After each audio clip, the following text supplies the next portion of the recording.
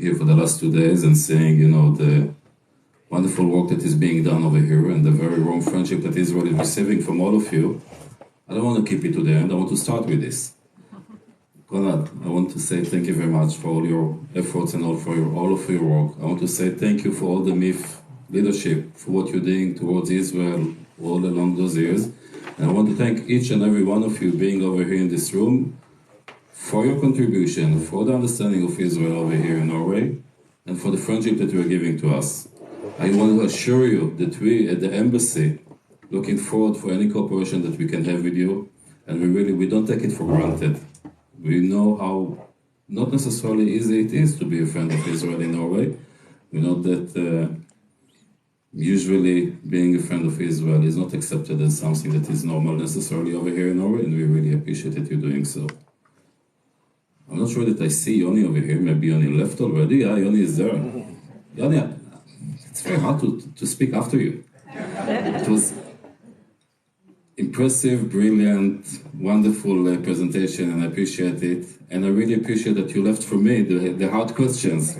I wonder what do you think about two-state solution, but maybe this we can discuss afterwards. But I'm not going to speak for too long, because I realize that you have a lot of questions, and I promise you to try to answer each and every question that you have, and this might be really the good opportunity to answer your questions, not just to say whatever I want to tell from my side. But before starting, really, maybe I can tell you a little bit about myself, because as Konrad said, we have just arrived to Norway recently, late August. My wife Iris is there at the back, and she is here with me. Traveling with me all over the world, raising our kids all over the world. Adjust the microphone a little bit more down. Yeah, yep. It's okay. So we joined the ministry too long ago and stayed for too long, but here we are. We joined the ministry 31 years ago. And both Iris and myself, we are graduate of Chinese studies, and we were lucky enough that the first diplomatic posting that we had, the ministry and the Rothschild Foundation sent us to Beijing University. 3.5 years after Tiananmen events. It was a fascinating period of China, being in Beijing University just before the 4th anniversary of Tiananmen and seeing the campus full with secret police over there, just trying to make sure that things are going to stay calm. From there, we moved to Shanghai, and we opened the Consulate General office in Shanghai. I was the first Israeli diplomat over there, and we moved to Bangkok directly. We always like to say that our son is made in China, because Edis was not allowed to give birth in China. Conditions over there then were not as good as they are today. But our daughter was already born in Bangkok, so 2 Asian kids. After going for a very short while back to Israel, being on the South and Southeast Asia desk, I went for the first time as an ambassador. After 9 years in the ministry, I became ambassador to Nepal. From Nepal, we moved directly to Vietnam, ambassador to Vietnam and Laos, coming back to Israel, being director of East Asia. And then we wanted once to go to Africa. Europe and the US was never on our agenda. I mean, we really like all those developing countries where you feel that you don't only contribute really for the bilateral relation between Israel and the host country, but you can really try to change life of the people. Because over there, diplomacy is totally different. Nobody really cares about the Israeli-Palestinian conflict, and nobody cares really what the Middle East look like. If you can change the life of people, if you can make their life better, that's what they care about. And this is what we really were loving to do. So I was ambassador to Cameroon. We lived in Yaoundé, but I was also ambassador, non-resident ambassador from Yaoundé to Gabon, Equatorial Guinea, Central African Republic, and Congo-Brazzaville. And then we were asked to go back to China to open our mission to Southeast China. So we went to Guangzhou, we opened our mission. It's a small part of the world. Only 220 million people, 600,000 square kilometers, and the high-tech base of the world basically today. Going back to Israel, becoming head of Bureau of Asia and the Pacific, and then at last we wanted to have one exotic posting, and we went to Berlin. So, and I must say, it's not that I must to say, but I like to say it, because you always should trust the wife. 2 places for me were overrated. Thank you. 2 places for me were overrated. One was Berlin. I never wanted it to be posted in Berlin, and Iris wanted very much to go there. And then we went once for a visit, and we immediately felt at home. On the way from the airport to the hotel, we felt at home, and 4 months later, we were asking to be posted to Berlin, and we were lucky enough to be posted to Berlin. Second place that I was sure that was totally overrated. Can you guess? Norway. All right. But Iris wanted very much to visit Norway. So first summer from Berlin, we took the car, we drove all the way from Berlin to Oslo, to Bergen, all the way up to Ålesund.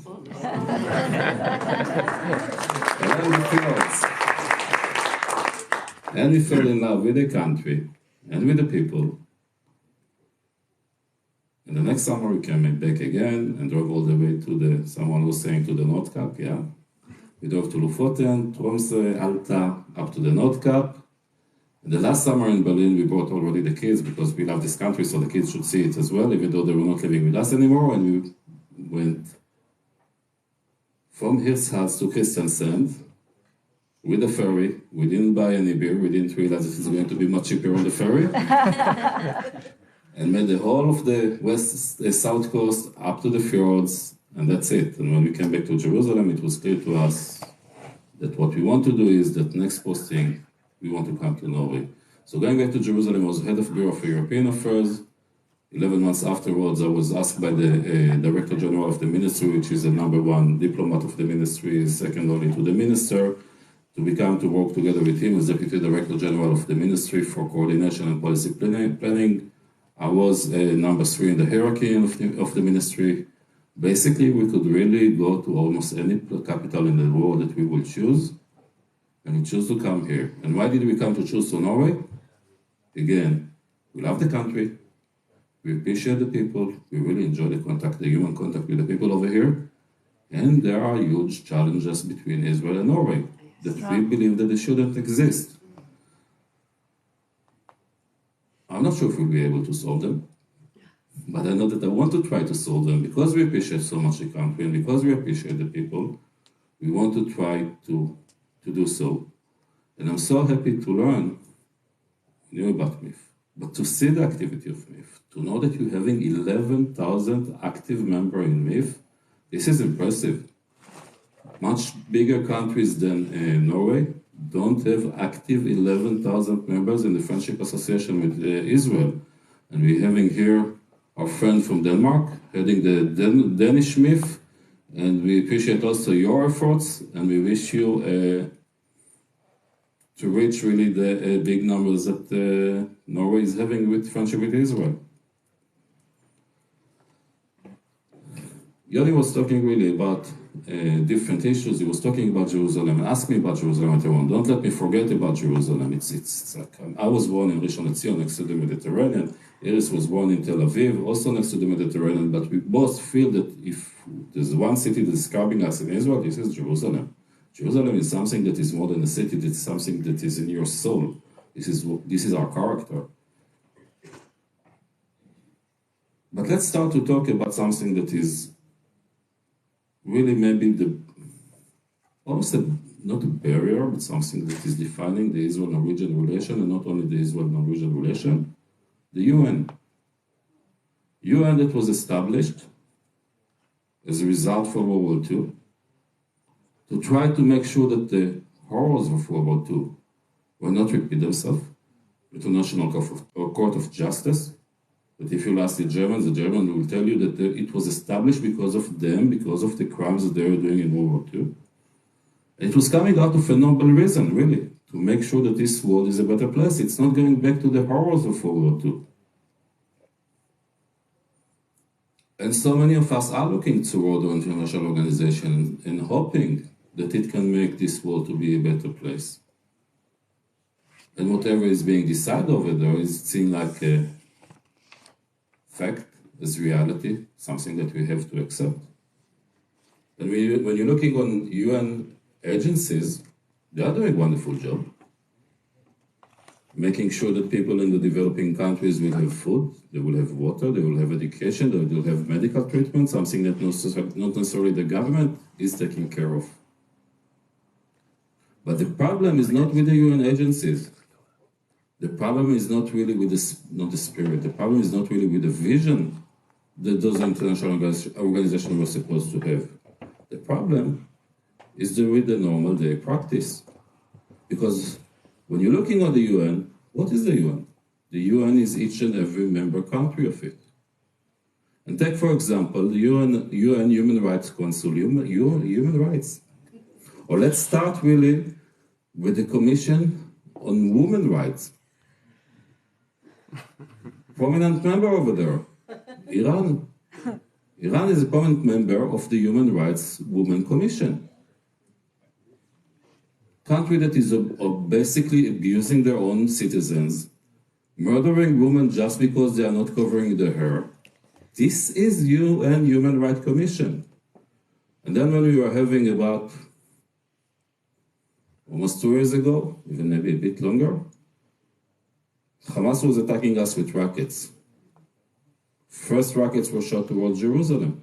We live here, and myself, we're living not far away from Jerusalem, 20 minutes on the hills of Judea. And Israel was responding. This is what we call the Guardian of the Walls campaign. And then the UN Human Rights Commission is starting to establish a committee that is called Committee of Investigation. This is an open committee of investigation. You never have an open one in the UN. It's always limited with time. But this is from now until eternity. But this is only because it has to deal with Israel. And what do? How do you ensure that you're going to get the right result that you want to get out of a commission? You cannot leave it for a chance, right? So you appoint 3 members that you check very, very, very carefully the background. You choose one that already called Israel apartheid state. You choose another one that is openly anti-Semite, and you let them investigate. And in the mandate of the Committee of the Investigation, you already tell them that you ask them to check the war crimes that Israel was doing. How do you know that were war crimes if you didn't start to investigate? How do you expect a member of committee that is saying that the Jews are controlling the media, or that Israel shouldn't be a member of the UN, to come to a different result, but that Israel should be blamed? The report was not submitted yet. It's going to be submitted. 2 drafts were already presented. One of them was a few weeks ago in the UN Third Committee. 28 pages. Can you estimate how many times Israel is mentioning those 28 pages? So numbers just get wild. Let's have fun. 2,800 times. Okay, we have in between those 2 numbers. 280 times, 270 times Israel is being mentioned in 28 pages. That's it. It's almost 10 times a page.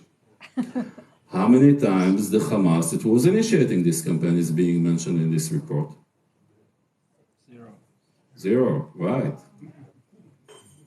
Israel is a unique country going to a war against ghosts because there's nobody there. We are special.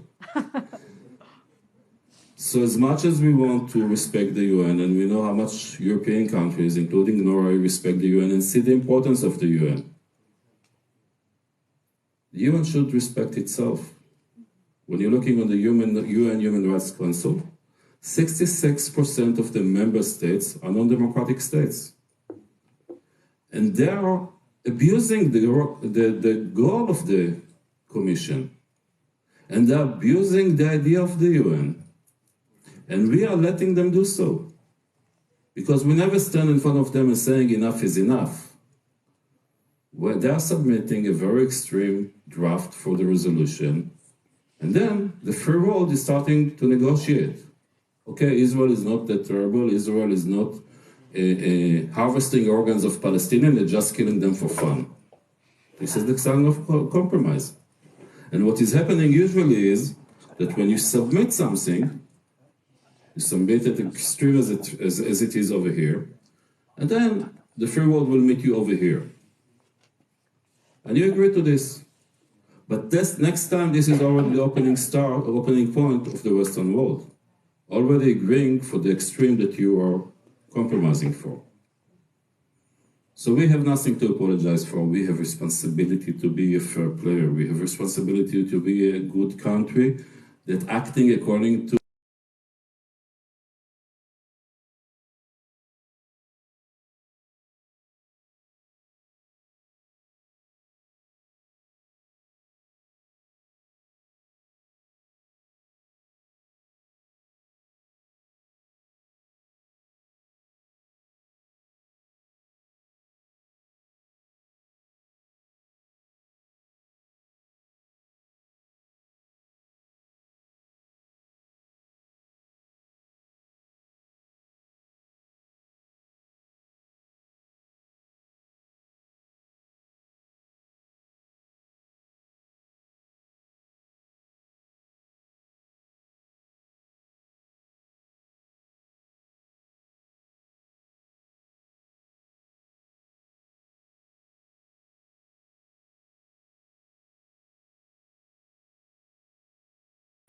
with people that have wonderful spirit.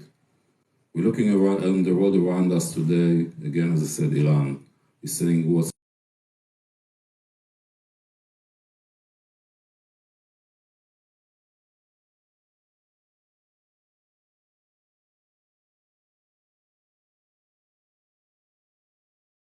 Africa. We just had the COP27 in Sharm el-Sheikh. Lack of food, lack of water, lack of medical treatment.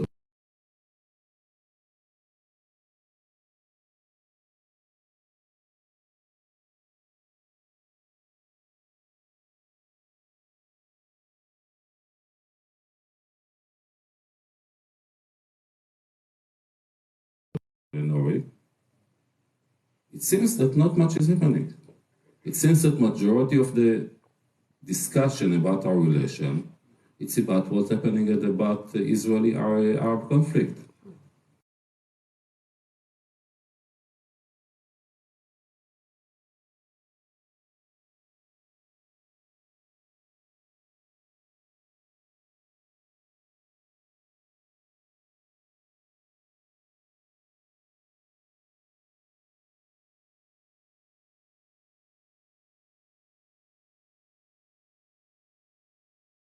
Or for the Palestinians, what is right for us, or what is right for them. It's us that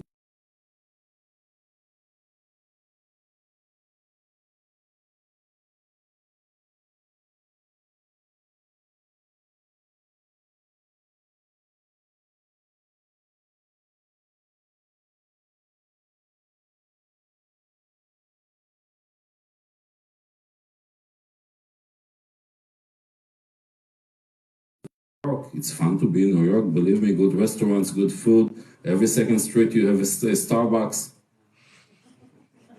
But for driving from Ramallah to Jerusalem, Jerusalem to Ramallah, it's 20 minutes. And this didn't happen for too many years. And you cannot have peace and you cannot have solution if you are busy all the time in the blame game.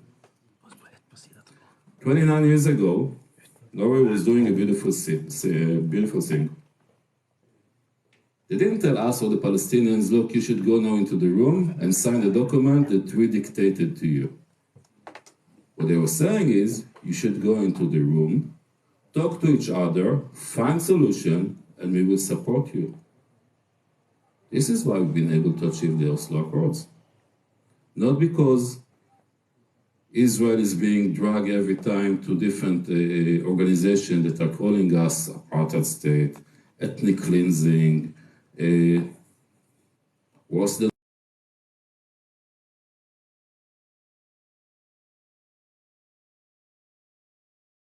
engage in any kind of negotiation or solving the issue.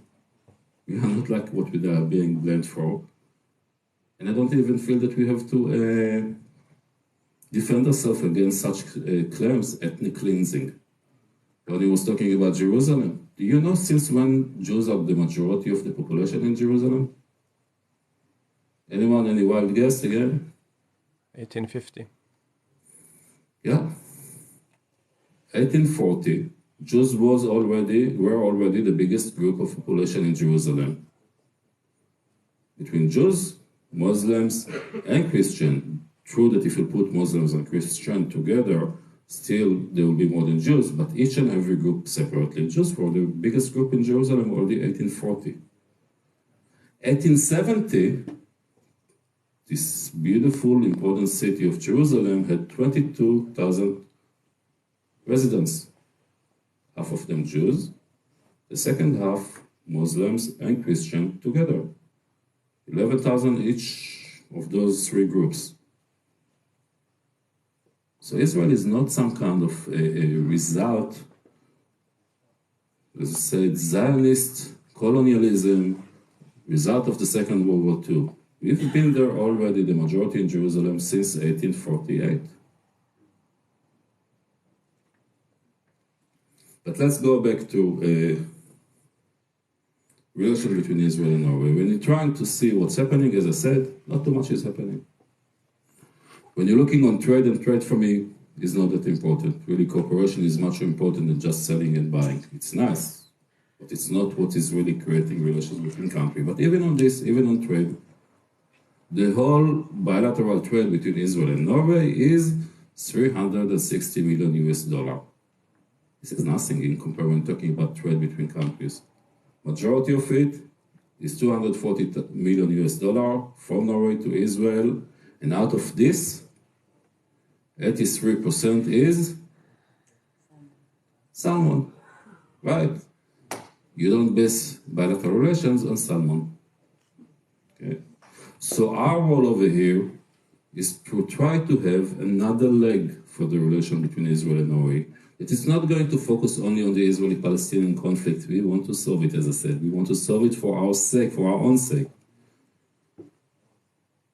But we have, in order to have Norway being able to be partner of what's happening in the Middle East, we need to have another leg. This another leg is relation between Israel and Norway that is not depending on anything. It's like we have and you have with any other normal country. We're seeing nice opening over here. We had very optimistic 2.5 months, even though when you're talking to some group of the society over here in Norway, some of them do not want to talk to us. It's a pity, but it's okay. As I said, 11,000 members of MIFF, and beside big sectors of Norwegian society that is, in a way, interested in Israel and not boycotting Israel. Yes, I know that there are organizations over here that boycotting Israel. I wonder, and you know what, I respect very much human rights. And if we are wrong, we are wrong. And if we deserve to be boycotted, we deserve to be boycotted. But I wonder if those organizations really care about human rights. Because try to see those organizations that are boycotting us, do they boycott any other country? Do they boycott the whole nation, not the government? The whole nation is a nation. Do you see any other country, when they're sending artists over here to Norway, the demonstrator will be out of the performance hall against the artists themselves? There's no such case. I was checking it. I asked really, we have with us Sarah over here. She's in charge of public diplomacy at the embassy. I asked her, check the LO. There's the LO resolution only second time boycotting Israel.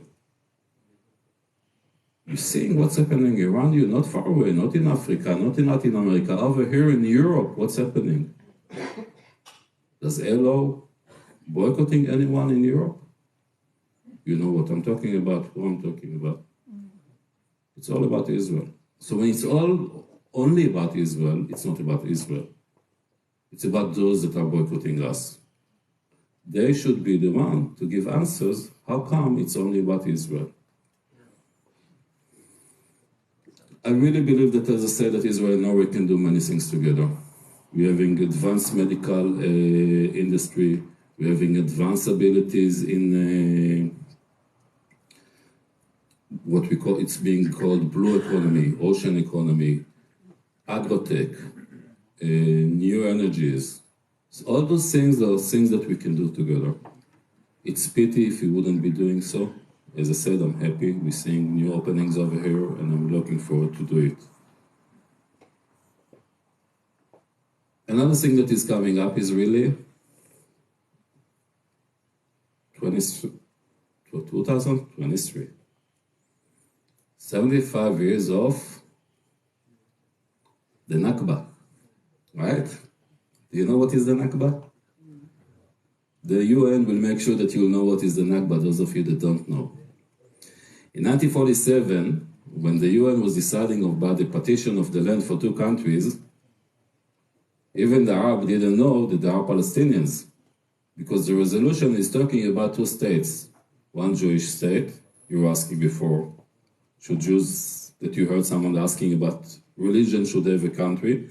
The UN was talking about Jewish state, and the other one wasn't a Palestinian state, it was an Arab state. Because even the Arab that were living in Israel never claimed to be Palestinians, but few years later on. So the UN is probably going to recognize the 75th years of Israel being able to regain its independence in its homeland, 3,800 years of homeland, as the Nakba year. And it's ridiculous, because the UN was the one to decide that those two states should live over there. So how can it mark a catastrophe of people that were not willing to respect the UN resolution and not to mark the 75 years of Israel being able to regain its independence? But again, it's not for us to be offended by this. This is for the UN, or those members of the UN that will vote for it, to wake up in the morning, to clean very carefully the mirror that they are looking before they are washing their faces, to look upon themselves, and to ask, do they have a respect for the UN? Because if they'll do so, they'll be voting against the UN resolution that was received 75 years ago. I really want to hear what is disturbing you. I want to hear your questions. If you wouldn't have questions, I have to warn you. There's someone over here at the back of the room that is very happy for being number one at the Premier League right now in England, and we start to talk about football. So let's talk about other issues besides the football, because I'm for Liverpool and they're not doing that well this year, so I prefer not to talk about Liverpool. But let's have your questions. Er det noen spørsmål?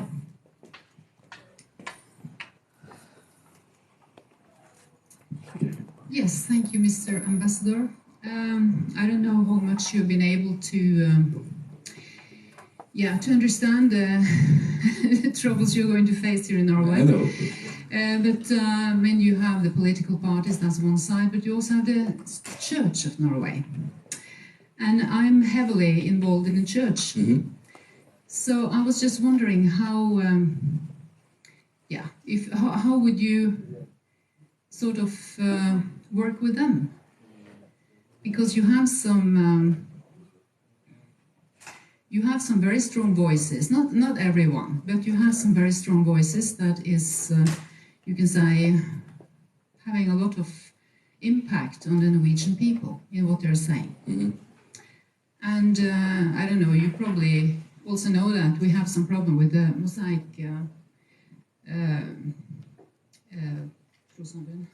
society. And I personally, we are not very many who are friends with Israel, but I'm sitting in the middle of it. So I am one of them. But how do you plan on connect them and to, I mean, you have the bishops in one side, but you have also the rest of the people. So do you have any thoughts about it? Yes, definitely. First, as I said, I know that the charge that we took upon ourselves while coming over here. Part of the reason that we came over here is that really we want to try to solve or to improve the relation between Israel and Norway. I know that it's not easy. I might fail. I know that my predecessor Alon was doing a wonderful job, and still at the end of his tenure we was seeing again an LO decision and a labeling of products from Israel, despite of a very good job that he was doing. So it's not going to be easy. I'm optimistic, but as I said, I might not succeed.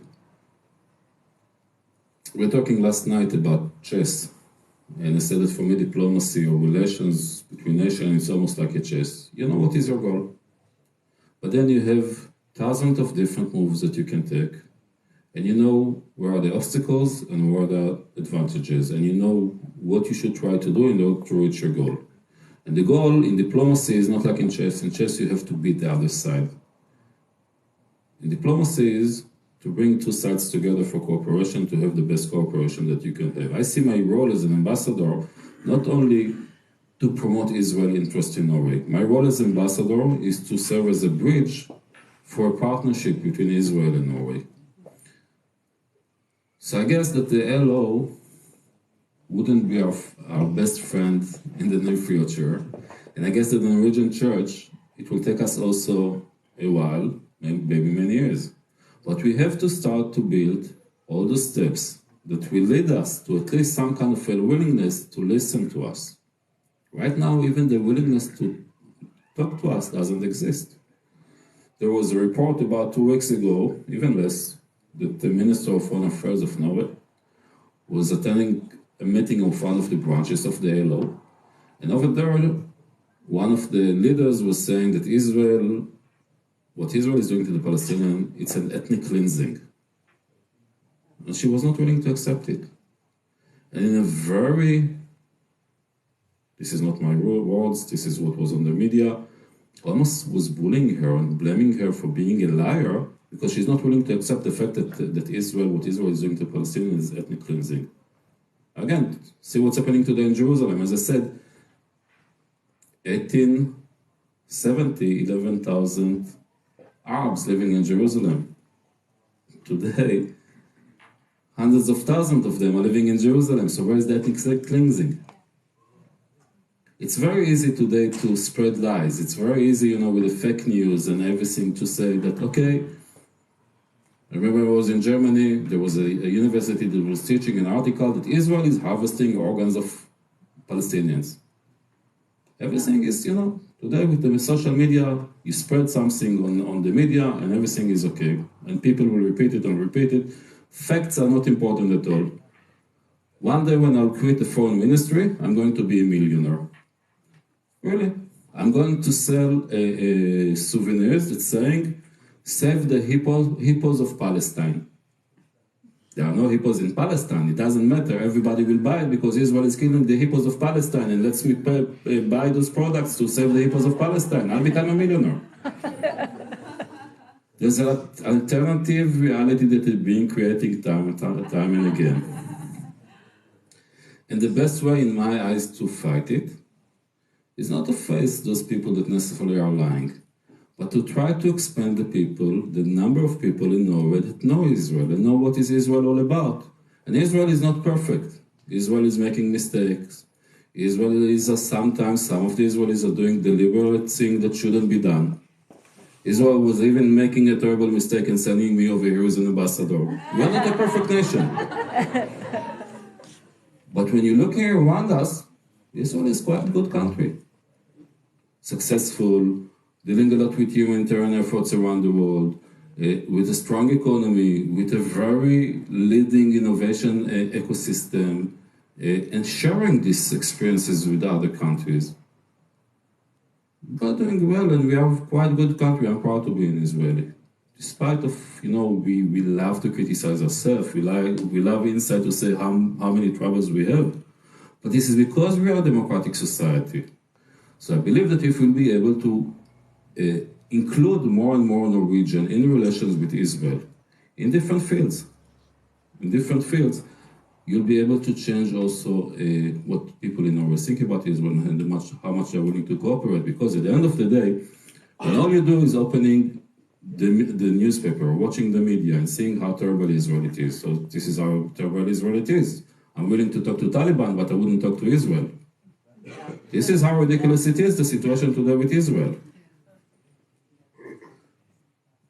I want to try to minimize, and I know my predecessor was trying to, so maybe I'm going again, banging my heads against the wall, to try to minimize the conversation that we are having. Obviously not the media will take us time, because this is much more interesting. But I want to try to minimize the part of discussion about, to expand other fields of discussion between Israel and Norway, in order the discussion about the Middle East, about the Israeli-Palestinian issues, will be there, but it wouldn't be the only thing.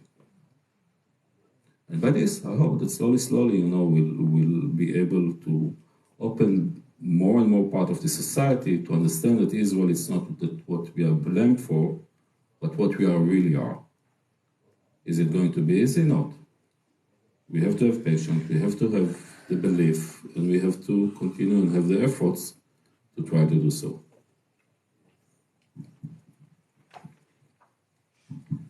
Thank you for the presentation. Well, coming from the private sector, I have a lot of friends that are dealing directly with Israel in agriculture and so on, and using a lot of their good technology to the Norwegian farmers here. And I was at the Israeli Ministry of Foreign Affairs in Jerusalem and talked to about the BDS movement and so on. And people here in Norway don't want to do business, but it's a lack of...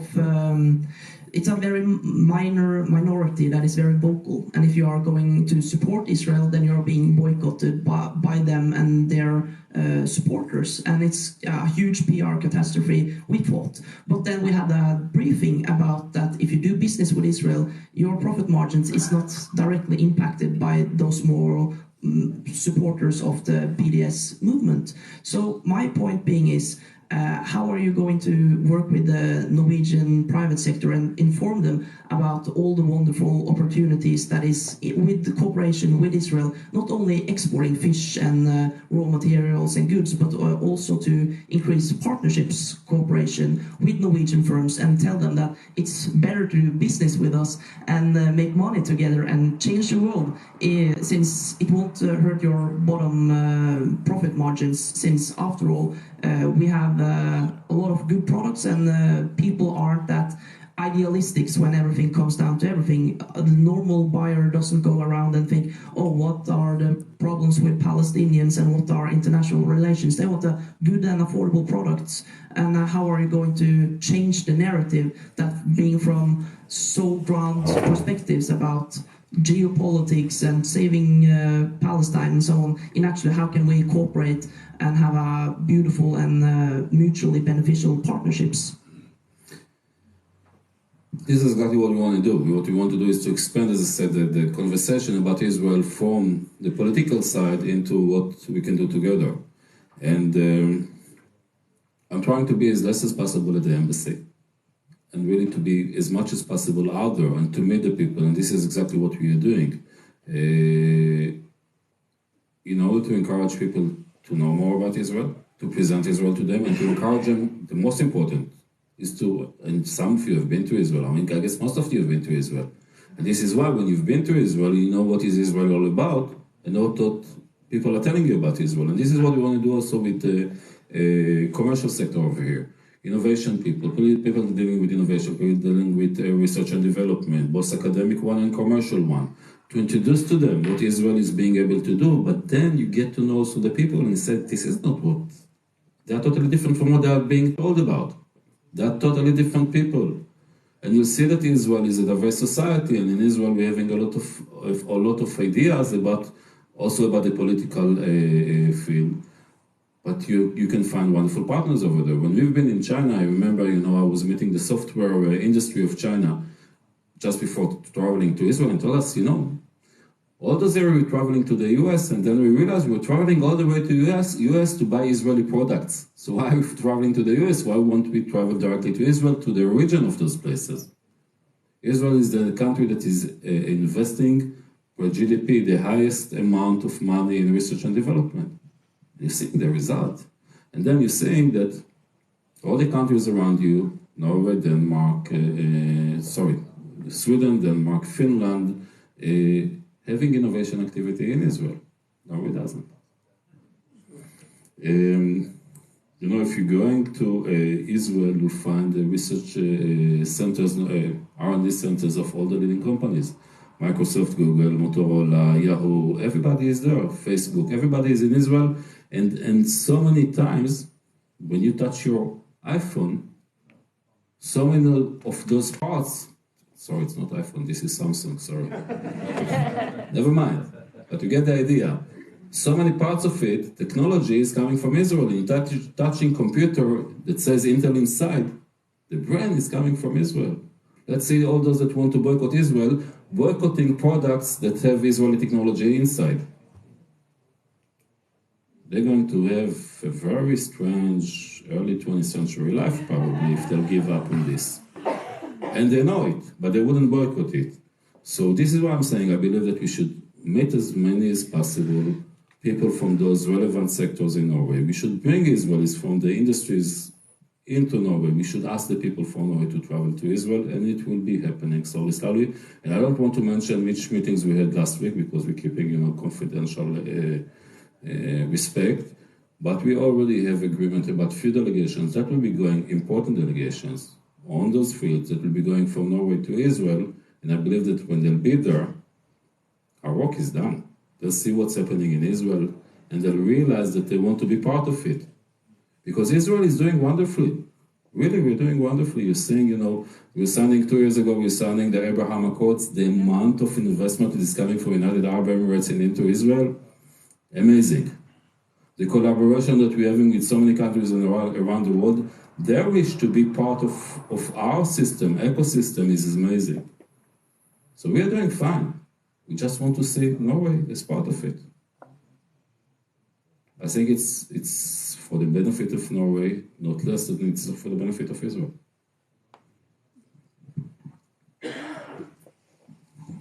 Thank you. For the first thing, I'll remember that I will always listen to your wife. That's good. So this is wise then. When you stay here in Ålesund, do you have a political meeting with the private sector, and meeting with education institutions? And if not, can we help you on a later time? Thank you for the goodwill. I'm going to meet tomorrow with the mayor of Ålesund in the morning, and then I'm going to the university to explore possibilities over there. Private sector this time not, but obviously it's such a beautiful city and we love it, so we'll come back, I promise you. If you want us or not, we will be back in Ålesund. Let me know. But we'll be in touch and we'll be happy to hear your ideas about what are the right things to do here. Flere spørsmål? Så det bare rekke opp hånda. So we're talking about Liverpool now? Flere spørsmål? Eller så blir det snakk om Liverpool. Hi, I wondered what's Israel's standpoint on cooperation between EU and what's the relationship between Israel and the EU? It has been a little tense, I've understood, but now they are trying to get in cooperation with Israel in terms of their natural gas. But how do you think this will look in the future? And will it be more friendly and more cooperative, or will they continue criticizing Israel and be hypocritical while buying from them? I want to separate between two things. EU is EU in general, and then there's those that dealing with the foreign affairs of the EU. And it's totally two different things. Because when you're looking at the different mechanism of the EU, like what used to be Horizon Europe, today it's being, it used to be Horizon 2020, today is Horizon Europe. Israel is one of the most important partner of the EU on this. We're having a lot of excellent exchange on various fields, and we're having disagreement on political issues, and this is what you usually will see on the media, is the disagreement that we have on the political issues, and this is okay. I mean, we don't expect anyone, not also in Norway, to become a Zionist.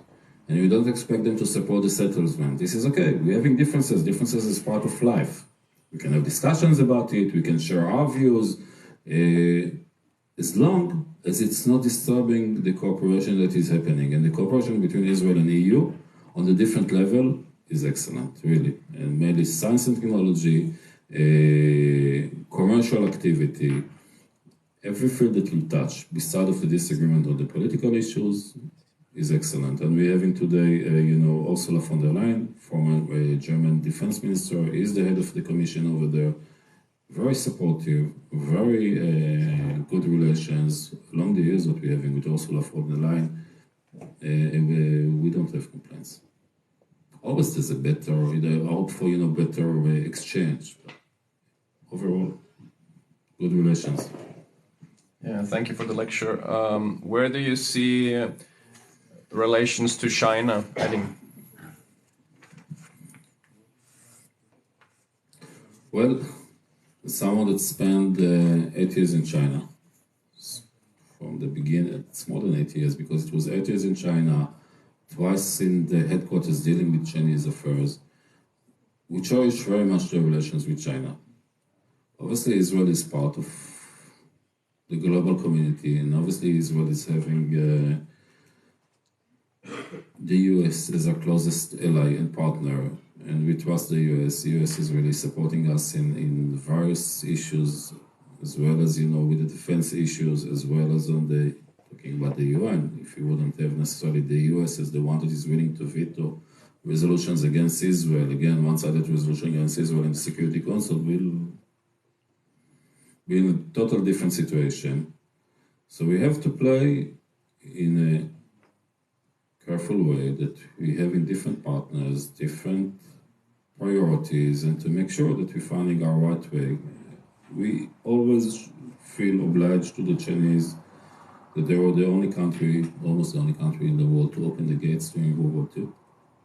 When Jews were trying to escape from Germany and Europe during World War II, the Chinese were not only receiving Jewish refugees that were going over there, but not only did it allow them to come to China, but received them themselves in a very good way, while the Chinese themselves were poor under occupation and suffering themselves. Still, they opened their houses, their hearts towards the Jewish community. So, Yoni was talking about that Judaism is not only religion, it's a nation, and we have to remember that there's political and policies decisions that countries are taking. It doesn't affect the warm relations that Israel and the Chinese, Jewish and Israelis and Chinese people are having together. I remember the first time that MIFF arrived to China, February '93. We went into a Chinese bookshop. And you had all the drawings, it was in photos, obviously, of the Chinese philosophers and Albert Einstein. And there are very good relations along the centuries between Jews and Chinese. That's where we are. Obviously, the government has, as with any other country, to calculate, what you do, how you do, and to balance relations. Now I'm responding. Hello. I love discussing, and whenever I discuss with my friends and my colleagues, this question of the settlements come up. And I must admit, I am not quite good at defending or answering them, but can you help me? Can you give me some arguments? How do you guys look upon this? Even if you ask Israelis, and then we say Israelis are, Israel is a very vibrant society with everybody likes to debate everything, and I was very sorry to see that, some people over here in the media was calling the Israeli election day a dark day for democracy. How can you call it a day of election when 40 parties are participating in it, trying to get a place in the parliament? 71% of the population is participating, and this is a dark day for democracy? What if the results are those that you don't like, and maybe we don't like them? This is a dark day for democracy. This is what is democracy all about. You should support such a vibrant democracy. Yeah.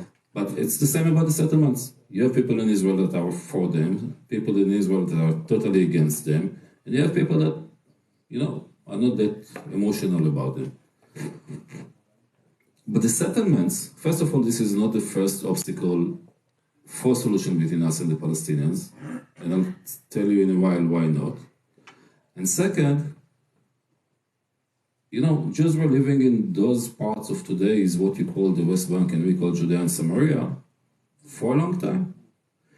And if I would be told that we don't have the right to live in Hebron just because that in 29 the Arabs were massacring the Jews that living in Hebron, and in 1936 the British were expelling the rest of them from town, I tell you I'm not willing to accept it.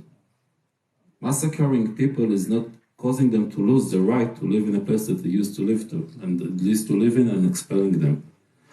If you'll ask me, or you'll ask majority of Israelis, are you willing to give up on the Jewish houses today in Hebron for the sake of peace? This is already a different question. I really think that in order to achieve peace, we should stop looking backwards. We should look forward. We should look for solutions and not to say, hey, you don't have the right to live over there. I wanted to say something before, which I forgot, about the settlements. Okay. 3 times the Palestinians had a chance to have the two-state solution. One was 1948, after 1947 UN decision. We accepted it. We are not happy with the borders. Definitely we are not happy with the borders, but we accepted it. Second time was in 2000 when Barak was proposing Arafat two-state solution. Yoni was giving a wonderful presentation about Jerusalem. Jerusalem is Jerusalem, beside of the Jewish quarter, part of the Palestinian capital. The result was the Second Intifada. I mean, it's okay. This is negotiation. You're not happy with the terms. Come to another round of the negotiation. They'll go to the street and use violence. Again, hundreds of people were losing their life. Third time was 2008, when then Prime Minister almost was proposing to Mahmoud Abbas, again, 97% of the territories, 3% to exchange. Is Jerusalem capital of the Palestinian state? And we are still waiting for the answer. Answer never came. I have my thoughts why it never came, but it never came. So 3 times Israel was the one that was willing to accept the two-state solution, and the Palestinians didn't. And then just last month, 2 months ago, our Prime Minister Lapid was in the UN, and he was saying that, yes, Israel is supporting the two-state solution. And what was the answer of Mahmoud Abbas? There's no partner for peace in Israel. Why won't you say, okay, prove to me that you are serious about it. What are you willing to do it? No, there's no partner in Israel for it. And you know, I know that many people in Norway are quite worried right now about Prime Minister Netanyahu, future Prime Minister, previous Prime Minister, becoming again Prime Minister. He was just giving the mandate by the President today. But Prime Minister Netanyahu, former Prime Minister Netanyahu, was the only Prime Minister in Israel that was willing to freeze the settlement. For 9 months, he was freezing the settlements. No other Prime Minister before him and after him did so. Because Mahmoud Abbas said, I cannot negotiate with you while you are building in the settlements. So he was freezing it for 9 months. He never came. He never came. So we can continue with the blame game, and we are right, and you are wrong, and you are wrong, and or you are wrong, and we are right. It's not important. If you want to avoid another round of violence, if you want to avoid another loss of life, we have to stop to blame each other, and we have to stop talking about the past. We have to look for the future, to go into the room together and say enough is enough. We have to compromise, you have to compromise. Our bigger dreams would never be achieved, but the biggest dream will be achieved, which is much bigger than any other dream. Peaceful coexistence. And this is what we should work for. And anyone that is taking sides in this blame game is not doing well to any of us. If I would be a Palestinian teenager, okay? I'm not teenager and I'm not Palestinian. But if I would be, and I would think that, you know, going to the UN or to The Hague or to Geneva is promoting my wish of having an independent Palestinian state in 1 inch even, I said, who cares about Israel? Let's do it. Let's continue and do it. Did it promote anything? No. The only time that peace in the Middle East was achieved was when the two sides were sitting together and talking to each other and building trust and building appreciation to each other, understanding the fears of the other side, showing compassion to the other side, and only then you can achieve peace. Not by going again to the UN saying that Israel is a terrible state, ethnic cleansing, apartheid, I don't know what. We are managing. We are really, you know, when we are in Cameroon, we received our salary in euro. 5.5 Israeli shekel was 1 euro. Today, 3.5 Israeli shekel was euro. This is how strong the Israeli economy is. We are doing fine. We are doing fine. But status quo is not good. But going again, blaming Israel for every evil that is possible in the world, forget Israel. It's not good for the Palestinians. So if someone really wants to serve or to contribute for solution, they should tell us only one thing. Go into one room together, find the common basis, common ground for solution, and we will support you. That's the only thing to do. That's the way you do peace, you achieve peace. Et siste spørsmål, hvis det er noen som har et til. Så begynner vi å runde av. Yes, then we will end this lesson. And we would like to, on behalf of MIFF, we will thank you for being here. Thank you very much. My pleasure. Thank you for having me.